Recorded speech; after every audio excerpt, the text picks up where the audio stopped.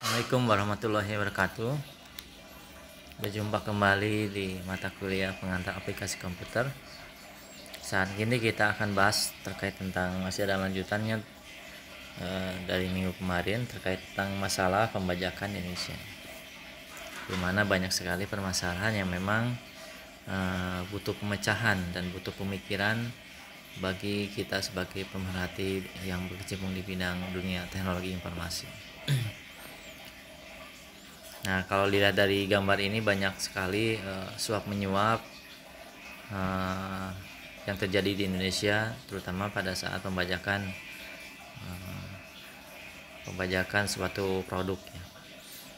Ini bisa dilihat banyak kasus yang terjadi dan memang sangat merugikan bagi para produsen yang memproduksi.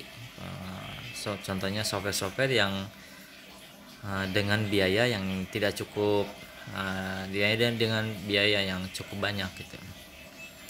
Pertanyaannya, mengapa POS tidak banyak digunakan di Indonesia? Salah satunya adalah ada tradisi menggunakan software bajakan sejak dini. Artinya, kenapa software-software yang lisensi tidak banyak digunakan di Indonesia?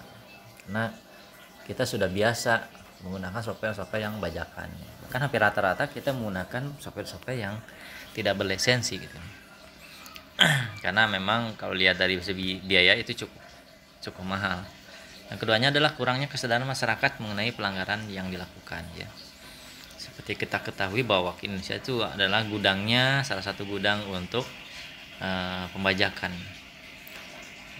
Oleh karena itu memang pada dasarnya masyarakat Indonesia butuh barang yang kualitas tinggi tapi murah dan kalau bisa gratis gitu.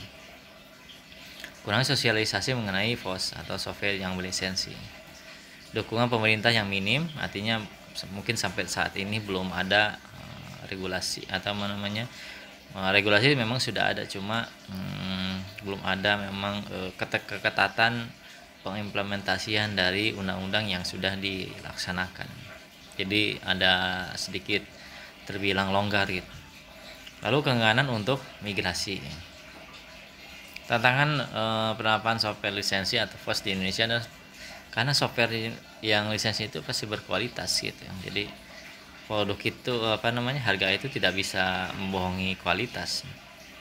Nah, ini akan berbeda kalau misalnya kita menggunakan software yang gratis, misalnya contohnya antivirus ya. Banyak sekali antivirus yang memang berbayar gitu, tapi kita kadang-kadang tidak memilih yang seperti itu ya.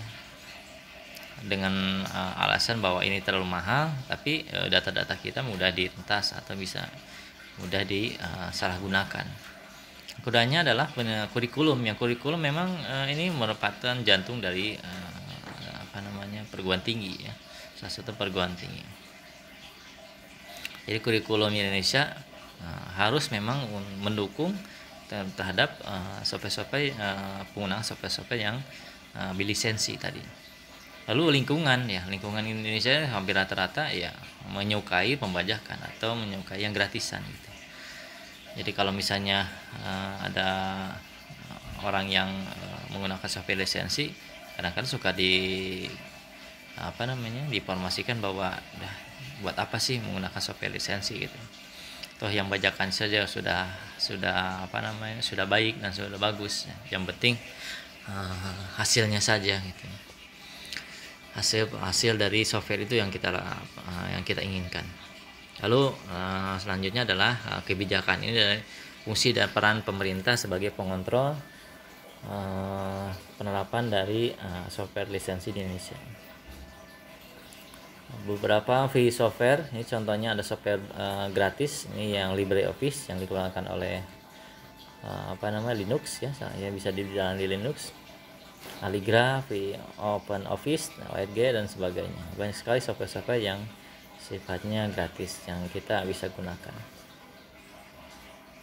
Lalu ada SWOT untuk kelemahan dan kekuatan software lisensi. Pertama adalah banyak tenaga programmer yang terlibat mengerjakan sehingga hasilnya terjamin. Karena tadi lisensi berarti banyak sekali orang-orang terlibat di dalamnya. Nah, ini berbeda kalau misalnya yang tidak bayar atau gratis. Masalahnya adalah timbul berkaitan dengan intellectual property ya, atau masalah pelanggaran hak cipta. Jadi kan hak cipta itu banyak ya, ada tulisan, ada gambar, ada karya yang memang dipatenkan, milik seseorang gitu atau milik badan usaha tertentu. Kan bentuknya banyak, ada suara, ada video, ada tulisan, ada gambar dan sebagainya. Nah, kalau misalnya software-software yang berbayar itu tidak ada lisensinya. Tapi kalau yang software-software yang bayar ini tenaga programmer juga dilibatkan untuk menghasilkan dan dia akan dihak ciptakan sebagai sebuah karya. Lalu kekuatan dari FOSS ini ada salah satu diantaranya adalah adanya peer review meningkatkan kualitas software. Jadi adanya beberapa pengujian yang untuk meningkatkan kualitas software. Kalau yang ini tidak ada, justru para hackernya akan memanfaatkan kode program dalam melakukan hal yang merugikan aplikasi, karena tadi softwarenya gratis tadi. Masa depan software lebih terjamin, tidak ada ketakutan untuk kehilangan programmer yang akan melanjutkan pengembang. Kalau ini menuju kepada pengembangan justru membutuhkan dana yang besar dan waktu yang lama implementasinya.